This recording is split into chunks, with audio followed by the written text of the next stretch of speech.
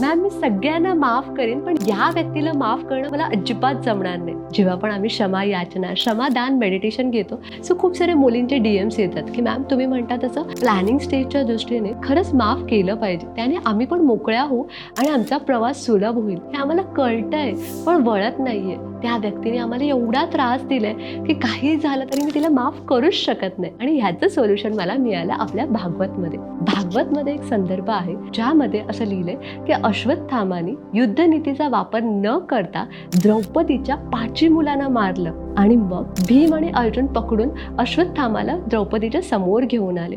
त्यावेळी आपल्या अंगणात संध्याकाळच्या वेळी एक ब्राह्मण आला आहे.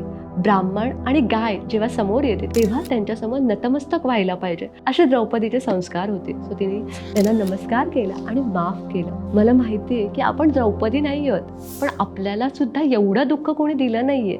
सो जर तुम्हाला असं वाटतंय की आपली जर्नी आयुष्याची प्लॅनिंग स्टेजची इझी व्हावी, सो हा जो रागरूपी अडथळा आहे, जो हेट्रेट आपल्या मनात व्यापून राहिलाय, तो बाजूला काढा. म्हणजे बाळासाठीचं प्रेम आपल्या हृदयात येईल आणि आपली ही जर्नी सुलभ होईल. पटलं तर नक्की फॉलो करा. राधे राधे.